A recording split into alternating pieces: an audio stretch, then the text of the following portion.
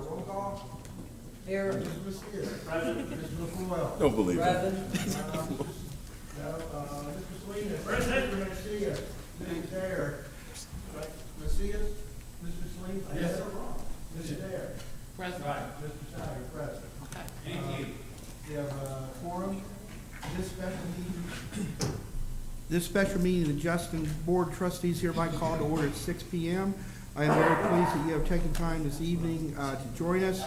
We're not going to read all that stuff. A work session of the Board of Trustees at Judson ISD will be held February 18th at 6 o'clock. Subject to be discussed or considered upon which any formal action may be taken listed below. Roll call. Texas Association of School Boards Compensation Salary Study 3 report. Dr. Mackey. Mr. Yes. Merle is present, Jackie. Okay, at this time, I would like to turn it over to TASB to do their report. I asked them several months ago and back this past summer, and they finished up and they're ready to present it to the board, so we're excited about this. Thank you. Thank you very much. So, good evening, Dr. Mackey, Board President, and board members. Thank you for having us back today. We are going to provide you with some information and overview of the results of the pay study, and we have some recommendations, some key recommendations in this presentation. I believe that, there it goes. We were going to get the lighting done so that we could see that a little bit better.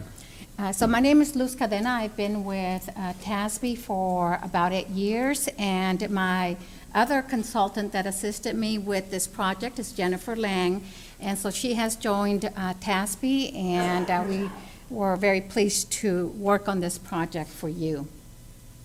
What I want to talk a little bit about is basically we're going to inform you about some of the activities that took place as we begin the project. We have what we refer to as a Comp 101, where we're going to review compensation systems and what it means and how we develop those pay grades. We also will provide you with some market information, teachers, and summary of market for your other job groups. As I mentioned, we have some key recommendations and then certainly some cost estimates. You should have a handout that I will be referring to as part of the presentation because what I have may be tables, but you'll have very detailed information to those slides that I'm going to be showing. So we started this whole project pretty much back in 2014. We did meet with the administration in October, and we actually met with your department directors, department administrators. It was about 24 individuals that we met over a 2-day time frame, and we just wanted to make sure that we got to visit with them and hear from them directly. What were some of the concerns as far as being able to recruit and retain employees given the current pay system that you had in place, and some other pay equity concerns that they may have been aware of, to help us in the process of developing and redesigning the compensation plan for you. So that was very helpful. It also helped us understand those jobs as we benchmarked them to market, making sure that we were matching pretty much apples to apples in the benchmark jobs that we were looking at. We also then collected all of your pay information, and we started the whole analysis of market comparisons, where you are, and started then developing your new structures. We presented in December the draft, and we're still working. It's kind of a living document at this point in time, but we certainly have this information for you tonight in this budget workshop, and then we hopefully will be back to present a final report and deliver that final report to you with those recommendations. Key for us is ensuring that the pay system objectives are clear, that you have these in place so that when we deliver to you a pay system. This pay system is certainly allows you to be able to recruit quality staff, meaning that you have competitive entry rates, that your pay is competitive for experienced people coming to the district. We also want to make sure that as we develop this plan, that the positions are placed in the pay grades, and that the jobs are paid based on the job itself, not the incumbent, not what the incumbent brings, but it is based on what the scope of the job is and the market price for the position. We also want to make sure that the pay plans that are set in place allow you to be able to retain your employees, and also ensuring that the pay increases that you provide will mirror the peer districts in your group, because once you start falling behind on those pay increases, if your peer group is giving 3% pay increases and maybe you can only, you start giving only 1%, your pay will begin to lag again. And so it's just ensuring that we just on an annual basis start checking and giving those pay increases so that you remain competitive. And of course, always with the understanding that the pay system is in place, and your ability to maintain that system is going to be driven based on your financial resources, that you're going to adhere to the system based on those pay ranges and on the maximums, because that will allow you to control costs and maintain the equity in the pay for your employees. Okay? So we're going to talk a little bit. This is our Comp 101. We're talking about the pay range. This is a basic tool for us in compensation. It is a basic tool for you in administering pay for employees. And so there are 3 target points in a pay range. We have the minimum, the midpoint, and the maximum. When we create a pay range for you, we begin with that midpoint, which is the market rate of pay in your peer group. We create and we set the midpoint pay range based on that, given the jobs in that one pay grade. Then we set the minimum to ensure that you are competitive within your peer group, and we set a maximum value. All jobs have a maximum value of pay. And we ensure that there is equity within pay for your positions by controlling the range spread, which you see is between your minimum to the maximum. If you have very wide pay ranges, then what happens is that you have individuals who may be paid very different rates of pay for doing the very same job. And so we use this range spread to control the equity of pay of employees in the same position. So again, a critical piece for us in compensation is your pay range, ensuring that we maintain that pay range, and it's the whole structure as we're going to take a look at your new pay plans. The other thing that we want to make sure is the knowing the market comparison. We're going to look at some market information. It's your teacher market position. And so when we take a look at this, we want to make sure that when we are looking at a market comparison and it says that it is at 85% of market, that means that it's 15% of the going market rate in your peer group. That's the median value. We look at the median value of a group of data points because it's not influenced as much as an average with the outliers of the highs and the lows. And so we look at the median, and that becomes that market value. So if a position is at 85% of market, it's 15% below. If it's 20% or 120% of market, that means it's 20% above market. Now, the other thing to keep in mind is not to have this reaction of pay comparison when you see a 20% above market, because sometimes that may be very appropriate. If an individual has been in the position for a very, very long time, very likely you're going to see above market pay. You may also see above market pay for positions that are very specialized or highly technical, because you have to pay above market to bring those individuals in, to retain them. And sometimes those positions are positions that don't necessarily require degrees, like some of your technology positions, because it's the skill set that you're paying for, and we're gonna see that a little bit more. So overall, understanding market, you just wanna make sure that we don't have this overreaction, immediate overreaction when we see these market comparisons. It may be very appropriate. If you have someone that's fairly new to a position and they're at 85% of market, that may be appropriate, and that's okay. At market is being at 100% of market, okay?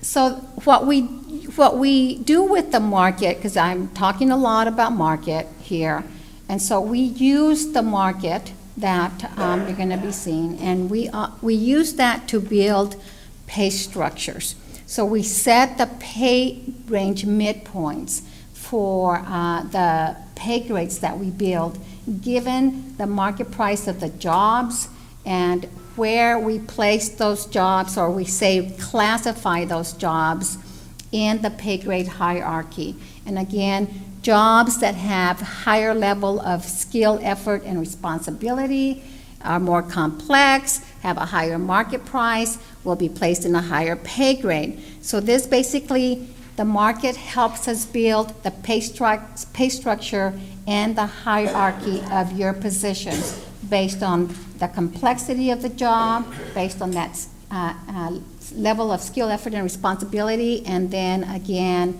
the market value. So then we ultimately, in this illustration, have ended up with 4 pay grades. Yours may be very different. It may be 7 pay grades, it may be 10 pay grades, but that's how we build pay structures for school districts. Again, very objective. We use data-driven data, and we make those decisions based on that data-driven information as we place the positions, never as far as the incumbent, but looking at the job itself and then the market. The other thing that I wanted to make sure that we covered is how employee pay moves through a pay range. I understand that the district has, over some time, because of financial, the financial situation, may not have given pay increases. And so employee pay moves through a pay range only through board-approved pay increases, unless, of course, they move into another higher position, it's a promotion. But outside of that, once an employee is brought into the district, their wage growth, their ability to earn more is basically controlled by the district's ability to provide a pay increase. And so that also impacts the district pay compared to the market. Again, remember, ensuring that you are able to provide pay increases that mirror your school districts, because if you don't, then that wage will lag the market. So again, employee pay and wage growth is based on the board-approved pay increases. So this illustration will show that you've hired an employee, they had some experience, you brought them in a little bit above the range maximum. This is the same pay range over a 20-year illustration time frame. It may be a pay grade 1, it's the same job over time. And so you have provided pay increases that have been 4% for illustration purposes off of the range midpoint. And you have adjusted the pay ranges over time to ensure that your ranges remain competitive, meaning that your minimum or your starting rate of pay is adjusted, because we know that the market price for jobs will continually move. Even in economic downturn, market prices for jobs continue to move. And so you'll notice here that the pay ranges have been adjusted, and so the employee's pay progresses through the pay range over time, and eventually getting to the top of the pay range, and that is the way employees' wage continues to grow up to the maximum of that pay range. So the ranges are adjusted. It's critical that we adjust the pay ranges, one, to ensure that your employees don't reach the maximum too quickly, and then secondly, to ensure that you remain very competitive with your starting rates of pay. And then again, your employees will receive the pay increases off of the adjusted pay ranges with the new midpoints. So again, key to maintain your pay system competitive, adjusting your pay range structures. These are the 11 districts that we used as your market group. They are Alamo Heights, Comal, Edgewood, Harlandale, New Braunfels, Northeast, Northside, San Antonio, Schertz-Cibolo, Universal City, South San Antonio, and then Southwest ISD. You will notice that 2 of these districts did not participate in our salary survey. We conduct a salary survey where we capture all of this data, all of this information. And so these 2 districts did not participate in our survey. We did have their data from last year, and so we did age their data, and that is what is presented here. We also used non-school market. This is third-party salary surveys that TASB purchases to use with the pay studies, and these are for positions that we know are very common outside of school districts as well: technology positions, custodians, food service workers, accountant. So we use non-school market. We use a lot of non-school market for your auxiliary group and for your secretary and clerical staff, and then again, as I mentioned, your technology and finance positions. So on your handout, you will notice you have, this is a slide that's not in your handout, as I mentioned early on, but the detailed information to this is going to be on page 4. But there is a graph on page 3 that I think is very telling of the district's position as far as teacher pay goes. So you can see, and I'm gonna stay with your graph on page 3, which is basically going to illustrate this information here on the table. So we've taken how you compare at each 5-year interval with your starting salary, 5-year, 10-year, 15, 20-year, and then we have average salary comparison in this table here. But you can see in that graph that there is a gap that between you, the district, being the light blue line, the market median being that darker blue line, and then you have that green line, which is what I refer to as the 75th percentile of pay of those 11 districts in your mix. Now, when we do the comparison to the median, you have a gap in your teacher pay. Your starting pay is at, if we take a look at that, it's at 99% of market. You're about $500 below the market median. But when we're looking at that 75th percentile, and these are the large districts, including those that you specifically compete with for teachers. Northside, Schertz-Cibolo, and those were the 2 districts that we kept hearing in the interviews when we visited with you as far as the district losing teachers to these districts. And so they pay at the top tier of that group of districts that you have. And so although the comparison at the median seems to position you a little bit more competitive. What we really need to be looking at is pay comparable to that 75th percentile. One, you are the 4th largest district in the San Antonio area. And two, you are competing directly with those other districts for effective, highly qualified teachers. And we're going to talk about some turnover problems that you've had, and we're going to talk about the distribution of experience of your teachers shortly here.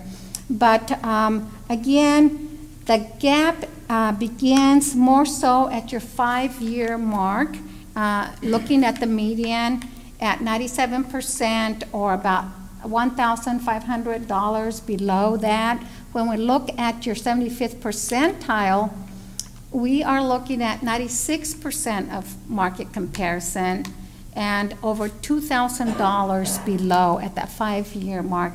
That is a critical juncture for teachers because you're able to bring them in. There's no problem, and we're going to take a look at that. You have no problem recruiting teachers, but you are not able to retain them. And this is telling itself you begin to fall behind at that 5-year mark. And we all know that teachers, by the time they reach their 5th year, many times leave the profession if there is not the support. Again, although pay is not the reason for for employees necessarily leaving an employer, it is one of the reasons. Culture is another one. And so there are factors that have contributed to some of the turnover issues that we see here. Again, though, your 5-year mark begins to be an area of concern for us because, as I mentioned, you're able to recruit, but your retention begins to fall. And then you'll notice at your 10-year mark, 10, 15, and 20, you'll see that gap really widens when you're looking at that 75th percentile, that green line. So you are 6% below the market, 10-year and 15-year. These are your veteran teachers. These are experienced teachers that you need to have in your district to mentor your new teachers, to implement instructional strategies that you need to have in place for academic and student success. And so we are talking over $3,000 below the market at 10, 15, and 20 years. Okay? Now the detail information is on page 4, and what you have is those 11 districts. They are sorted from the highest paying district at the starting rate of pay, $50,425, to the lowest paying district in that mix, and this is at the starting salary, 0 a year. But again, this table and that graph is very telling of where the district is as far as teacher pay goes. And please feel free to ask me questions if something comes to mind. So we're also going to take a look at the shortage area stipends. And you'll notice here that the district currently pays a shortage area stipends. The detailed information to this is going to be on page 5 of your handout. And so you offer the $1,500 stipend. 9 of those 11 districts offer a master's degree stipend, and the median is $1,500. But what we are seeing, and this is becoming a trend, more so in some areas than others, that districts are moving towards providing a subject area master's degree stipend. So using the limited financial resources that you have and paying the stipend for subject area masters and discontinuing the stipend for what I would call a general master's. And the reason for this is there's research out there that shows that teachers with a master's degree in their content area are more effective in student success and outcome than teachers that have a general master's degree. And so what we're finding out is that, you know, we're spending, districts are spending this money on these master's degrees. There's really no correlation unless you've got them in the content area. So let's start valuing that. Let's start incentivizing your teachers to get a degree in a content area. We would grandfather your current teachers. We never recommend taking teacher pay or pay from anyone away from them. But your current teachers would be grandfathered, receiving the $1,500, and we are recommending a $2,000 subject area master's degree stipend, and then, of course, discontinuing this $1,500 one for new teachers. You'll also notice that your stipends for math and science and special education and bilingual are lower than the market median levels. So we talked already about your teacher pay and your teacher pay being below the market. And then you have these stipends that are even below the market median. So you're even that much more at a disadvantage. Supplements and stipends are there to help you recruit those teachers with the certifications in these very hard to fill areas. We know math and science teachers are very few out there, quality ones. And so they're not strong enough right now to position yourself to be able to recruit these high quality teachers, because those stipends are low and because teacher pay is low. And so we are recommending some improvements there as well. We also looked at your teacher incentives, and these are your mentor teacher stipends. You offer one, it's $500, the median is $400. This detailed information you'll see is on page 6 of your handout. Department chair stipends, you are within the market. I'm not too worried about these. You don't offer an elementary school department chair. You know, that's something that you can look at. I would rather you use your resources more effectively by improving the stipends for the teacher shortage areas. Those are very targeted, and the improvement in those areas, it's a very controlled cost because the numbers are less, and you are making the improvements in areas that really bring value to you. Okay?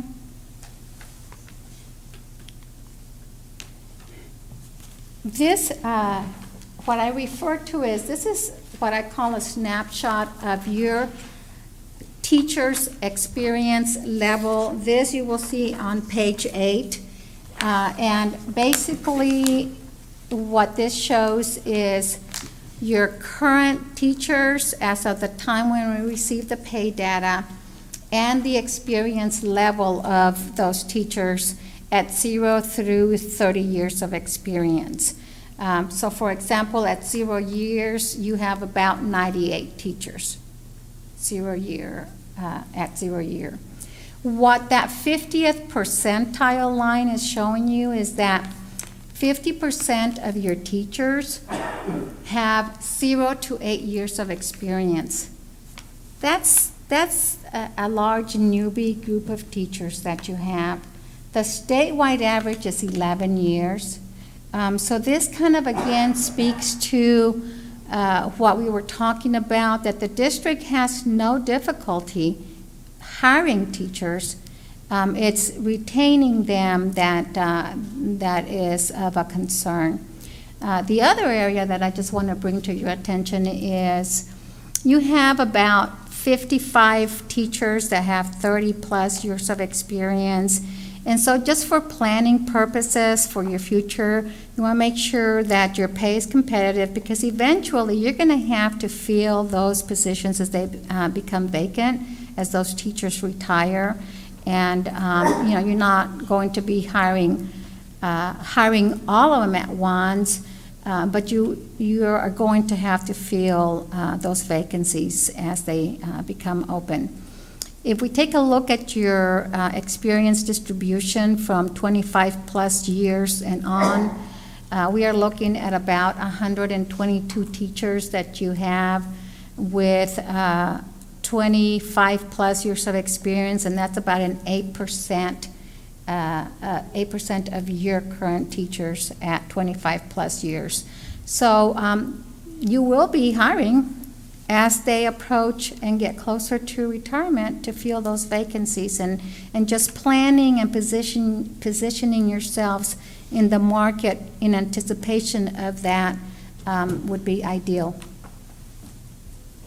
The next graph is your current, this is the new teacher experience. So we also take a look at how many teachers you hired, and this is on page 7. We kind of swapped the slides. So if you go back to page 7, this graph shows you that the district hired 224 teachers last year.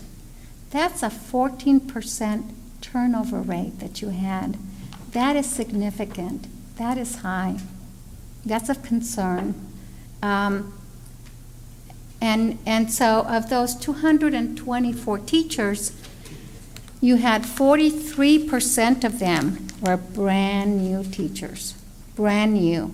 So you've got kids in your classrooms with a large number of brand new teachers to the district with 0 years of experience. Again, you can bring them in. It's just retaining that has been a problem, a concern. We also took a look at the number of teachers at 1 to 5 years, and that is 26%. So really, when we take a look at the new teachers that you've hired last year, when we look at the 0 to 5 years of experience, we are looking pretty much at 69% of those 224 teachers that you brought in at 0 to 5 years of experience. We also were able to break out the other experience levels. We know that many districts don't hire, most districts do not hire teachers beyond 10 years of experience, and so this kind of basically shows they just, it's just the 0 year of experience is a little bit alarming, but most districts will hire, the majority of the new hires are within the 0 to 10 years of experience. And then teachers with more than 15 years of experience, they're far and few in between for districts. And some of those are very specialized teacher coaches, special certifications, assignments. But just as information to you, the breakdown of the new teachers that were hired in the district. So on page 9, you have the proposed teacher schedule. Now, we are proposing a 3% general pay increase, and we are recommending a $50,150 starting salary. Several of the districts in the San Antonio area and in your peer group are at that $50,000 mark. And I think that the district, given its size, given its position in the area, getting to $50,000 is essential.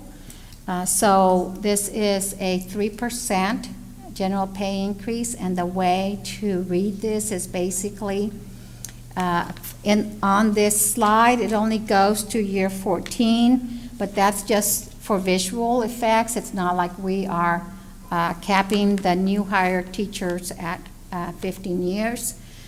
You do have a hiring schedule that extends to 25 years.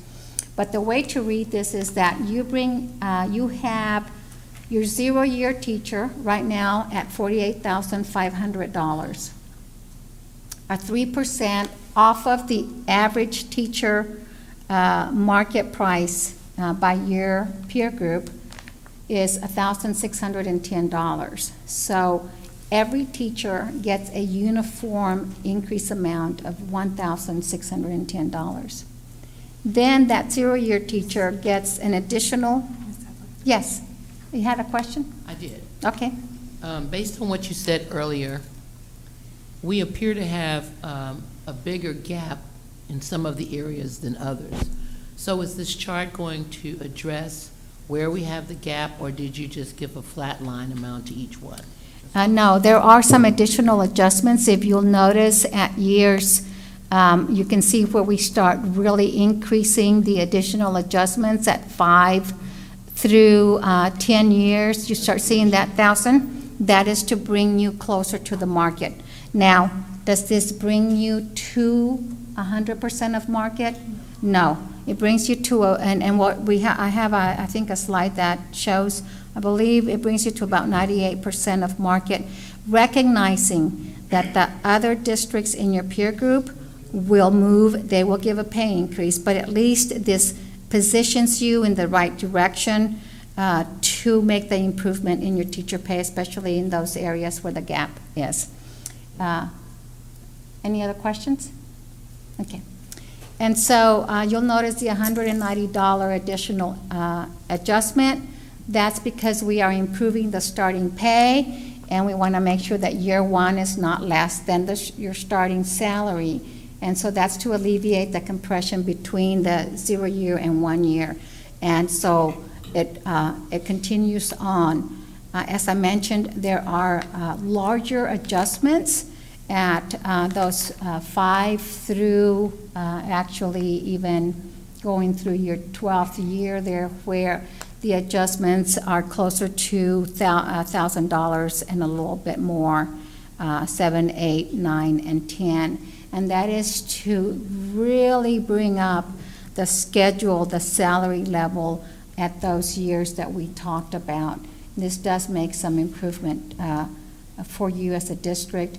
I would say that this is not a 1-year fix.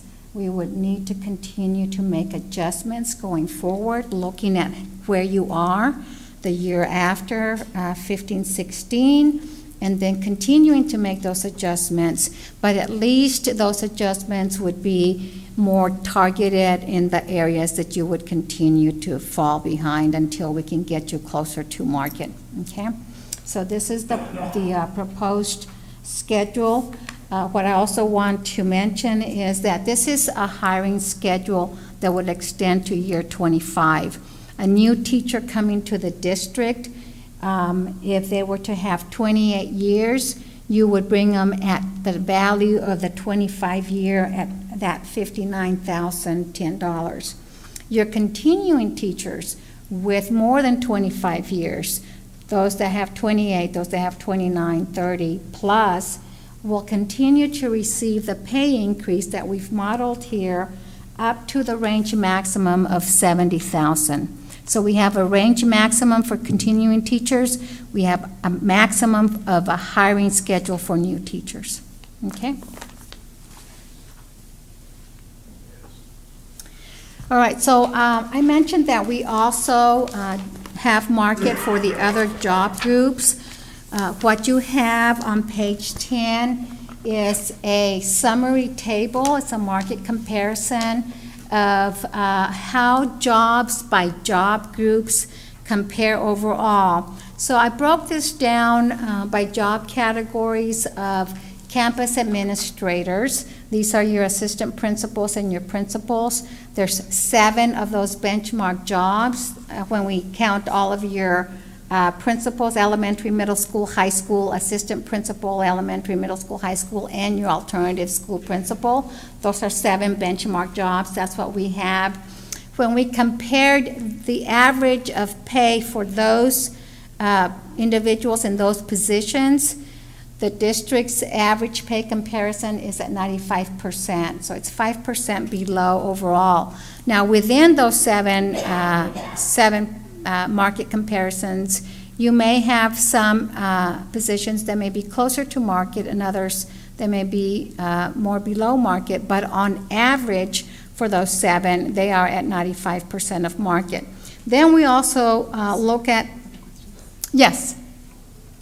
So one question on the campus administrator. One thing I've always tried to understand, is this regardless of the size of the school? So if I'm a principal of an elementary school with 600 students, is my salary pay scale the same if I'm the principal of 1,000 students? So in our survey, we don't differentiate when we capture the salary information, but so to your question, in response to your question, this is the market comparison regardless of whether it's a large elementary or a small elementary. How districts address that is by staffing ratios.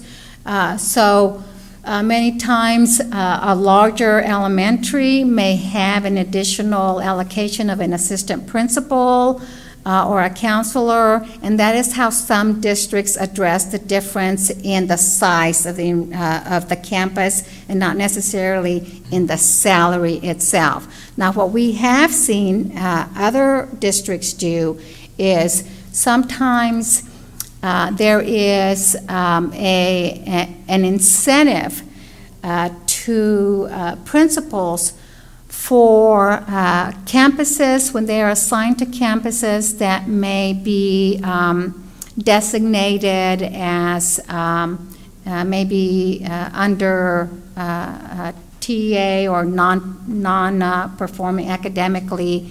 I forgot the right term for that. But if there is some type of, okay, thank you. Then there may be that additional incentive because you basically are positioning the principal in a very difficult, challenging situation, and who wants to take that on. So they may have an incentive, but that's the only time that we've seen an incentive that's for that, not necessarily for size or enrollment of campuses. Okay. So again, this is the comparison of your campus administrators. We also look at your pay range structures and where the positions currently are within your current pay structure. And you can see that the starting salary of the assistant principal and principal positions overall are 9% below the market, meaning that you're already starting with a lower salary range. So then to calculate a salary so that it's competitive to recruit, you're already at a disadvantage in that because your structure is not competitive enough. Even though the midpoint overall may be competitive, your starting salaries are lower, and so we need to make enhancements in that starting pay on those pay ranges. Then we also looked at your professional educators. So currently you have 2 administrative professional pay plans. This has created a challenge because the intent initially when these 2 separate pay plans were created was to separate your instructional positions and keep those together and the professional education and align them with the career progression within those 2 areas, instruction and business. Well, over time, and I think part of it is because of the instability, the administration and the maintenance of the pay plans, they have become so disconnected with the market, and the clarity of where positions should fall within one pay plan over the other one has been lost. And so it really is not the best for the district right now to have 2 separate administrator pay plans. We are recommending that you combine, we've combined those 2, and so you will have 1 administrator professional pay plan. Makes It will provide the administration, definitely the ability to maintain it and keep the intent of fair pay and equality of the market value of the positions under that one pay plan. Yes, ma'am. So sort of similar lines to what I asked earlier. So on these positions, let's take the coordinator. The salary range that you've looked at is not based upon how many people are supervised, what their budget is, just if they have a job title of coordinator, we lump them all together and we say, if you're a coordinator, this is your mid, this is your max, regardless of what their responsibilities are. Not necessarily. Okay. So we have benchmark jobs, okay, such as we have instructional coordinator benchmark position. That's your subject area expert. We have market for that. We know that when we benchmark your position to the survey position, that is the market range, and we place that job based on the pay grade that we've determined will fit within that market rate. You may have other coordinator positions that are not in our survey. Let's say you may have a migrant or bilingual coordinator, okay? The relationship of the scope of responsibility of the job is very related to that of instructional coordinator. So then we move to what is the relationship in relation to the job scope, that we know this is a benchmark position, and then we place that position based on that relationship. So we take a look at what is the position, what are the responsibilities, going back to when we had the interviews and we met with the administrators and we said, tell us about your jobs. Tell us about what this position does. What are the responsibilities? What are they required to do? And it's taking a look at that, using that when we don't have market for a job, because we don't have market for every job, okay? But we do use the market for a benchmark job to help us keep relationship given similar responsibility. Okay. So again, that's your professional educator, your professional operations. This is the group where you can see that we had more of a disconnect. What had happened with your current structure is that you had this professional operations they were the business and operations type of positions, and that structure had basically not been maintained as regularly as the other structures, and jobs were just kind of being placed in it. And so you can see that there was a greater disconnect overall for the jobs and pay of those positions on that professional operations overall. Then what we also looked at was your information technology positions. As I mentioned earlier, they are positions that, given the current upturn in the economy and technology, knowing technology, that these positions, the pay for them is driven by the specialized skill set, the knowledge that they have, that they bring to the table, the ability to wire without degrees. You are not paying for degrees for these positions. You are paying for that skill set and that knowledge and that ability. And you are, down the road, we have the company Rackspace, and you've got a whole other companies close to you. And so the talent is what you are trying to bring in and what you are trying to retain. And if you have systems in place that are legacy systems, I mean, you need people to have the skill set to be able to transition you and move you from legacy systems to new systems and implement and take you where you need to be, and without that skill set, you're at a disadvantage. So this group of positions pay overall, next to your clerical support, was the least competitive of all of the groups, and their pay ranges that the positions were in were also not competitive at all. Your instructional support, these are your aides and your library aide, your LVN. They were at 97% of market. Their structure was a little bit more competitive. Your clerical support, I mentioned, they were at 90% of market. And then your auxiliary, your food service worker, your custodian, bus driver, 95% of market overall. So this is the summary comparison as a group. Within this group of those positions, the number of positions listed there, some positions, again, were closer to market, some were lower to market, and some may have been above market, but overall as a group, this is where they fell. So the recommendations I've talked about, we are recommending your teacher pay. This is the findings, which I've already mentioned. Your teacher pays below market, especially when we're looking at that 75th percentile, which I think we can't disregard. So the improvements we have here that I presented in Model 1, the district's teacher shortage area stipends are below. And then, as I've mentioned, you have a high concentration of newer teachers to the district.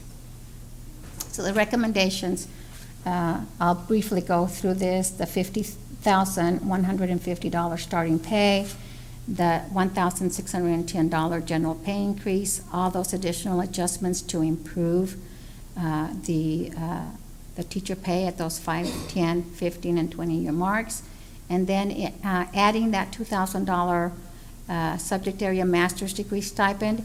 We don't have the cost for this. We don't necessarily have the numbers just yet. We can certainly provide cost information as we make enhancements to your stipends, but right now we don't have the numbers, and so we just have the values that we want to recommend to you.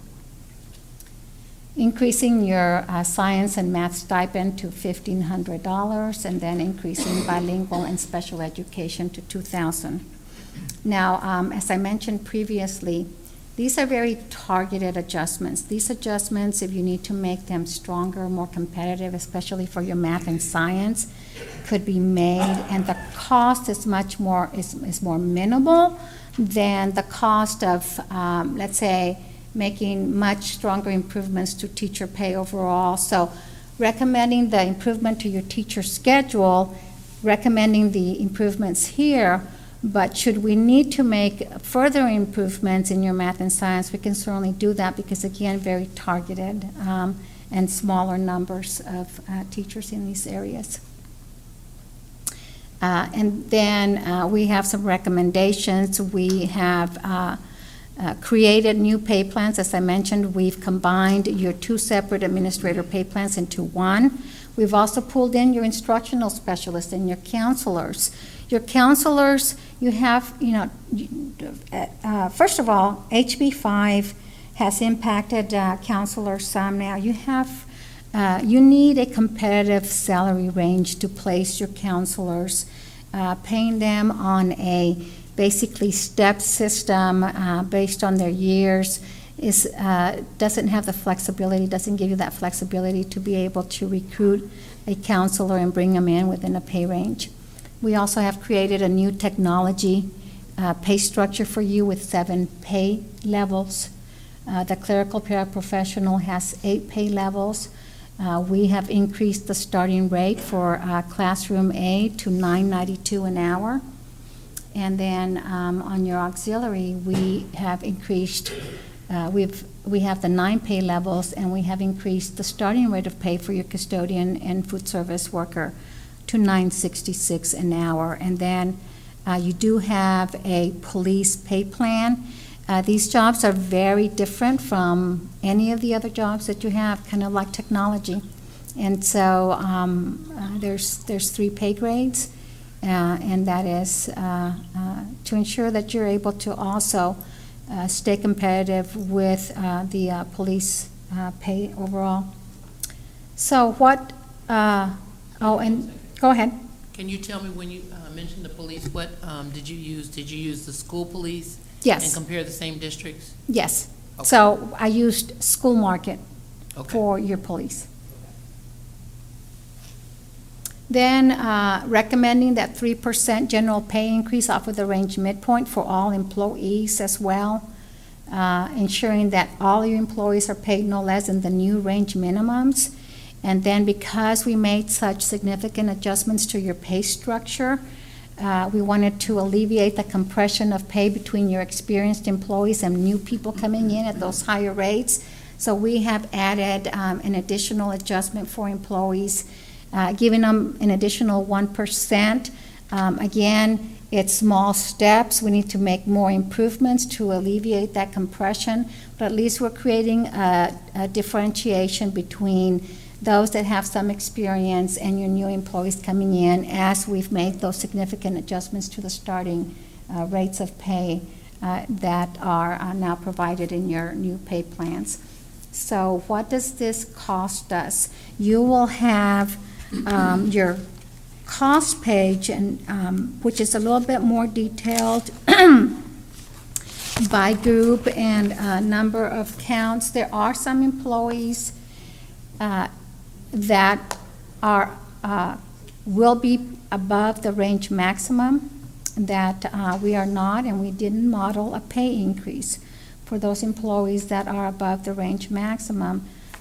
Going back to that slide initially where we talked about pay system objectives, and one of the key components of your pay system objective was to control costs and maintain pay equity. And so when you have employees that are paid above the range maximum, they're already paid significantly above what the market value of that job is. If you continue to give them pay increases, their salary just continues to become greater and greater, and that inequity in pay continues to increase. We know that many times it's very hard for school boards to freeze pay. There are some other options, and we can certainly entertain those. One of them could be, a half of the pay increase that you're giving employees. The other thing could be a one-time payment that's not added to base pay. Okay. Do I have 3 minutes? Real quick. So this is the cost here. We are looking at overall a 5,500 total. 5 million. 5 million. I was like, $5.5 million increase to your current payroll budget of which equates to about 4.5% increase in pay.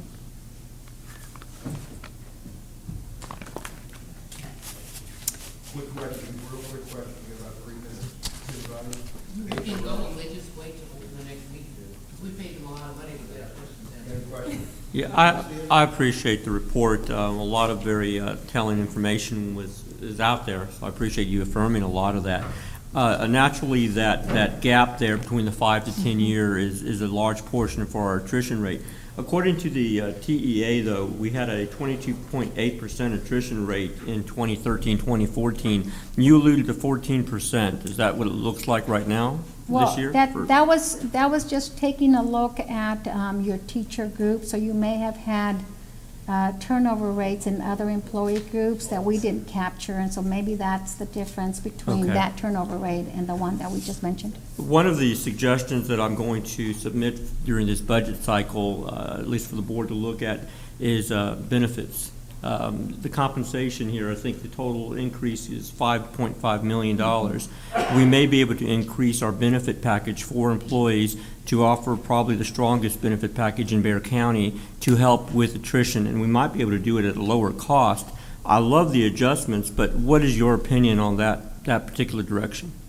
Well, what ends up happening, and I mean, that's one way. That's one way to retain employees by offering more on the benefit side. But keep in mind that that's not the same for every employee, because you may have newbies, newer ones, who are not interested in the benefits package. For them, it's how much am I gonna get paid, because I need to pay my apartment, I need to pay my school loans, and I need to pay my car loan. So if you're giving me benefits, that's not money for me to take home. Now, when you're talking about your more veteran teachers, okay, then those teachers may say, you know what, benefits costs are high for me, that would be a benefit to me, but increasing the benefits without really making improvements to teacher pay is not going to gain you much, okay? Because if teacher pay is still low to market and paying a little bit more for benefits, and that gap is still present, then that's really not a retention tool for you. My ultimately. opinion would be that the bottom line, or the net pay that an employee would take home, and that especially at a 5 to 10 year gap where we're losing a lot of our employees, would actually be better, would be stronger. There'd be less cost into their benefits. And even though we put in a lot of money this year, it's still, the benefits increased. So, and then you did mention that we're not having a problem with new teachers. We're bringing them in, and we're competitive with You salary. have been bringing them in. So, Have and my you been- concern is that we may be perpetuating the problem in this district of training teachers and then having them move to other districts, which has been a chronic problem. So I'll end up, I have more questions, but I'll end with this one because I can call you and follow up You as should. well. But my thought is that if we want to stop that cycle, shoot, I lost my train of thought as I have all these. Oh, yeah, there it is. 3-year trend analysis. I'm seeing a 2014, 2015 report, but what were we looking like 3 years ago? Was this probably the same? Did you get a chance to take a look at that?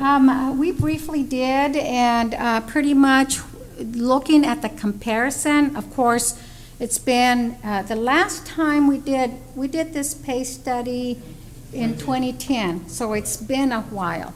The market has really shifted since then, okay? For some jobs, it's shifted much greater than for other jobs. But when we did the pay study back then, your pay overall was below market as well. You may not have been, I believe, as low to market as you now are currently, but given the change in the cost of living and everything else, where you are now, it's more significant as far as being below the market based on your peer groups. So it has continued, and I think that the below market pay has become greater. Okay. Mr. Merle? No, nothing. Mr. Salinas? No, sir. Mrs. Decker? Thank you. I just want to say thank you once again for coming, but as always, you bring us a big dream in the sky, and waiting to see what the legislature does. And we know we're planning on giving our employees some kind of pay raise, but $5 additional million plus the benefits, not that we don't want to pay our employees, but I do thank you and your coworker. Ms. Lang. Yes, thank you very much, and we appreciate all of your efforts on it. Thank you for having us here. All right. Have a good evening. Thank you. All right. We'll be glad to be back. 7:05. 5 minutes and we'll come back in. Okay?